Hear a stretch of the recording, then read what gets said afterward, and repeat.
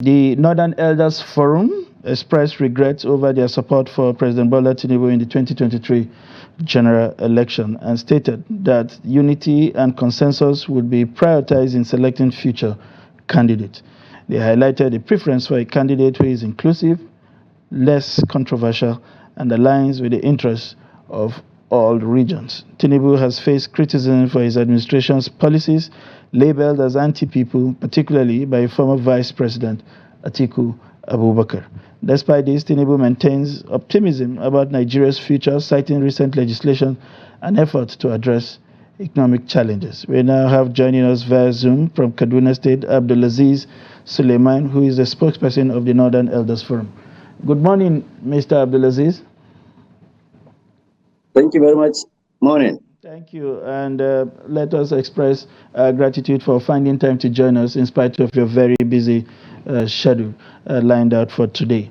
We would like to get a sense of what informed the recent decision of the group, despite the repeated assurance by the president that we seem to be on a path of recovery. You see, we first of all have to clarify some misrepresentation here. Okay. The Northern Elders Forum did not say it regretted its support for Tinubu's election victory, because in the first place, it did not participate in the Tinubu project. The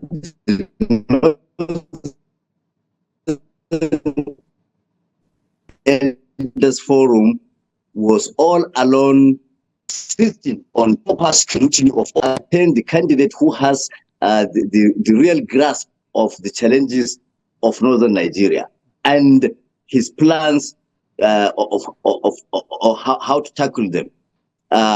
So the Northern Elders Forum did not really involve itself in the Tinubu project, nor in any candidate's project. So to say that the Northern Elders Forum regretted its support is a misrepresentation. We have to look at the context in which the statement was made. It was a question asked by the Vanguard specifically, exclusively, on if the Northern Elders Forum thinks recent overtures by Peter Obi to the north would earn him acceptability in northern Nigeria in 2027.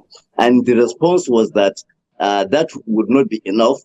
He has to provide the depth of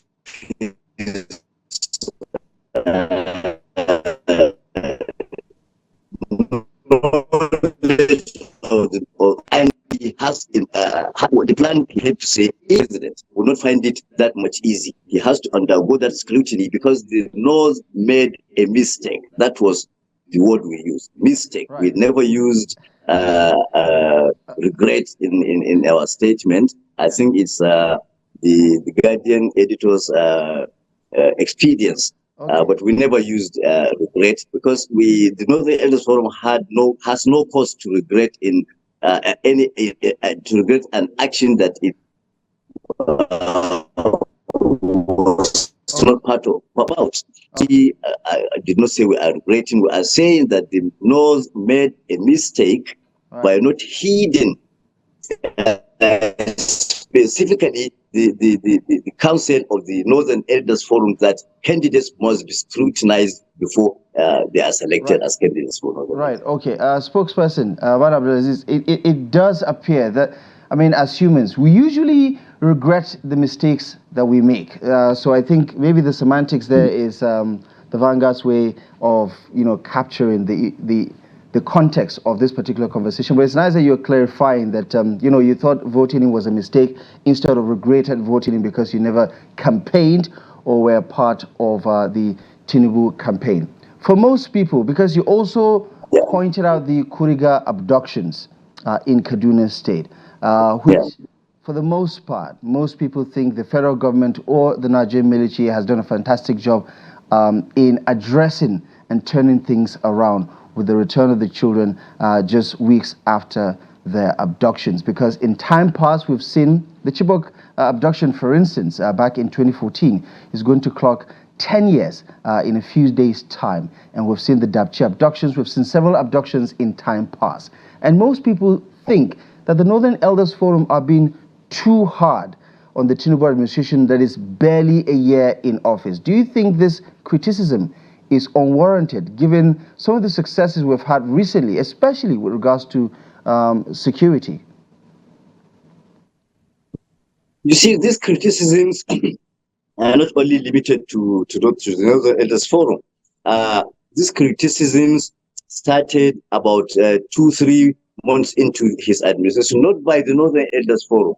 I think Amnesty International started it, saying that he has started going the wrong way, and people will suffer unless he retracts his steps. Then there is this Council for Foreign Affairs, which followed suit and attacked the government for going in the wrong direction.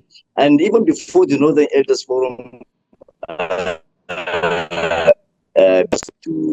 to the administration, I think some other prominent leaders of northern Nigeria had made statements, remarks, like the Sultan of Sokoto had told the president that people were suffering, there was hardship, and it was getting to a point where the anger could not be controlled. I think the Emir of Kano also spoke. You see, the Northern Elders Forum only spoke on occasions where it became necessary. I think the first criticism we uttered was when we learned of plans to relocate some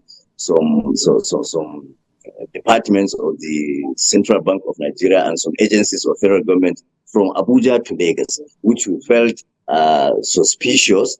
We suspected a hidden agenda, and we spoke out. And then the second time was okay. Before then, there was this so-called mistaken bombing in the Kaduna community. We spoke out. We said it was not acceptable, and I think it has stopped. And then we also spoke when we learned that reliably a member of the House of Representatives representing a constituency in Kaduna State, specifically Sabongari, raised the alarm that there were plans to move some vital machinery from the Nigerian College of Aviation Zaria to Lagos again. We said no, it was unacceptable. And before us, I think the Katsina elders also spoke. So it's not about the Northern Elders alone. The Northern Elders has a responsibility, an obligation to speak out for the North when it feels the North is being shortchanged. So the security situation, like you said, nobody is contending the fact that the military tried, or the security agencies tried, as they said, to have rescued the Kagara children. But even in that case, there are contentions, which we would not want to delve into. But you see, most of these cases that we learn about are instances that happen, that occur in urban areas where you have coverage, you have media coverage. But I assure you, if you go to remote places in Katsina, remote places in Zamfara State, remote places in Sokoto and Niger, this thing is still going on with the regularity and audacity it has assumed all along. So what we are saying is, this government was trusted to take the North in particular out of its limitations around security and the economy. But that expectation has been dashed, not only in the North. I think nationwide that expectation has been dashed, because I think we even had a nationwide protest over hunger, over hardship, and this hardship is real. It's all over, and our concern is when the economy of the nation is endangered, the North feels the pain more than other sections of the country because perhaps of our enormous population and our unstable economy and the poor governance we have had for decades.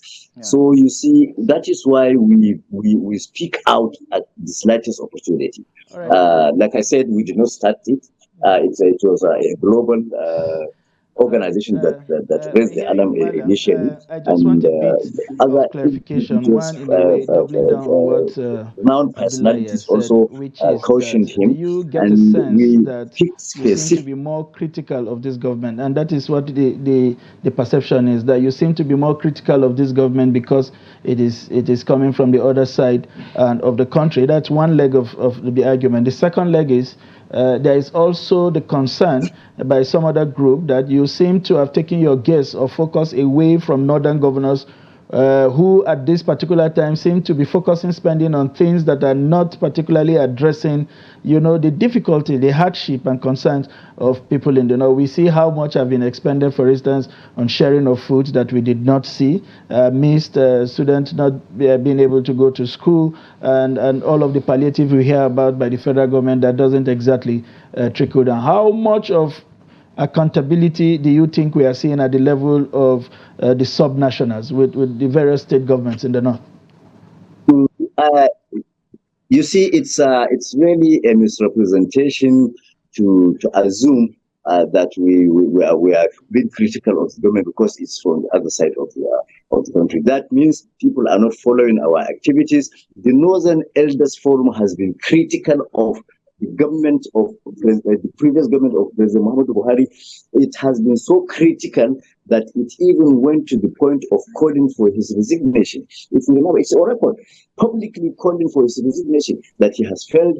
We have said it, that he has failed woefully, and he had to resign. So I think it is a misconception or misrepresentation to say that the Northern Elders Forum is being critical of this government because it's being headed by someone from the other section of the country. If you remember, even our former spokesman, whom I succeeded, spoke against Buhari so vehemently that people thought he was taking it personal. So I really don't think that is correct.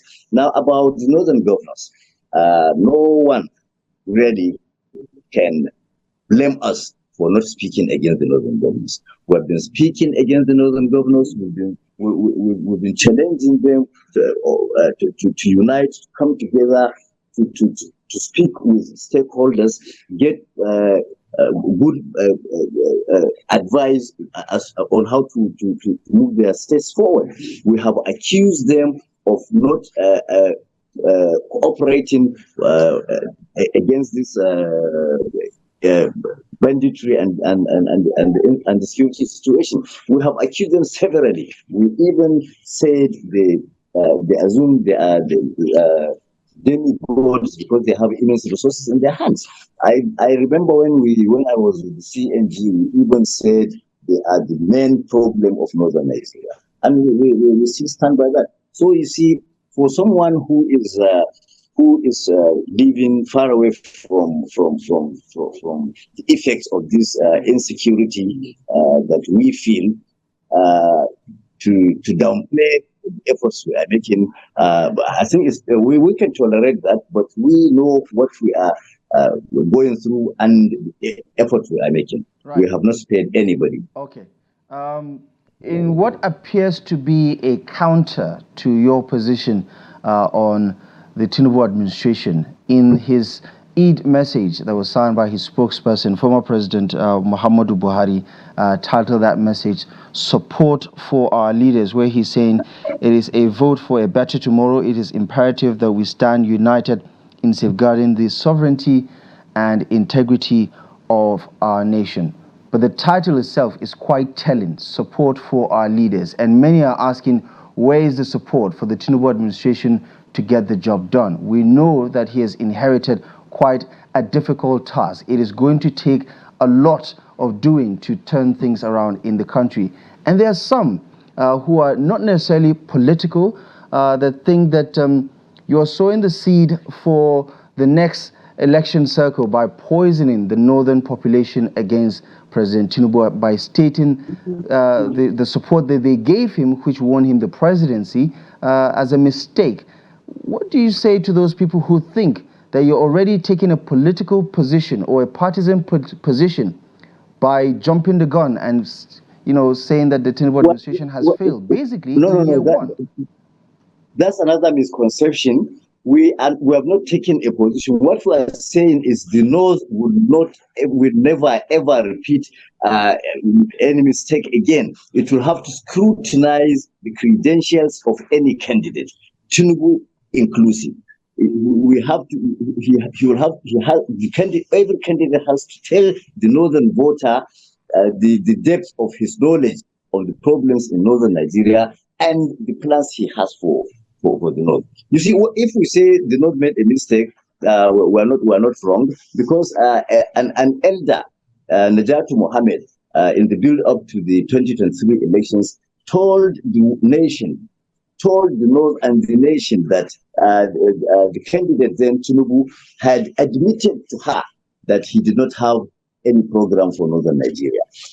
Yet, the North gave him the bulk of his winning votes. So that could be termed as a mistake. We're not saying the North will not vote Tinubu. What we are saying is he must have to show a blueprint. But if he is able to change his tactics and things progress as expected, there won't be any need for what we want is real change, not rhetoric. Yeah, but with regards to Najatu's comment, we know she was on the camp of the PDP and that we cannot verify her statement so clearly. We cannot jump on it as a matter of fact. It is her word against his, and he has not necessarily spoken about that interaction, whether or not it is true. But on the side of governance, because now we're not in a political season, and when we're talking about the past elections or elections going forward, do you think that this is a time for us to unite instead as a people and allow these reforms to take shape, especially given how early it is for this administration to really give us some level of scorecard? It is a 4-year tenure, and I'm not saying that people should keep quiet throughout the entire tenure, but do you think these criticisms are becoming too distracting and too disruptive that we might not necessarily witness any sort of change because everybody is jumping on the bandwagon of let's criticize the government for everything that is not working yet? You see, that is the right of citizens. The citizens have a right to speak out when something is going wrong. It doesn't matter what time they speak. What matters is they have to speak, and they have to speak constructively. When we say criticism, we tend to look at it as in a negative, from a negative perspective. Criticisms are positive. We are calling the attention of government. Now, if things are done properly, would there have been a nationwide protest over hunger? That's a reality. There is hunger in the land, and things are not improving. There is this hardship. Things are not improving. We need to admit that the security forces are trying to their best to arrest the security situation in northern Nigeria, but they are not getting the necessary political will, one, from the governors, and two, from the federal government, because there appears to be some lack of synergy between the federal and the state governments involved. And these things are happening, are going on, are occurring almost on a daily basis in parts of the Northwest, and we cannot keep quiet. We have to talk. We have to speak. It doesn't matter what period the government is in. At least the expectation is that an incoming administration must have drawn up a master plan on how to improve on the previous administration. So it's not an excuse. Right. Okay, I would love for us to continue, but we understand that you have other obligations that you need to attend to. But we appreciate that you've taken the time to speak to us about this issue that has got a lot of people talking about the position of the Northern Elders Forum and what this means for the Tinubu administration that definitely needs the support of the Northern vote to secure yet another election in 2027, assuming, of course, if he's going to stand for re-election. But we're going to have to leave it here for now. Spokesperson of the Northern Elders Forum, Abdulazeez Suleiman, thank you most kindly for taking the time to join the conversation on Daybreak. Thank you. Thanks so much.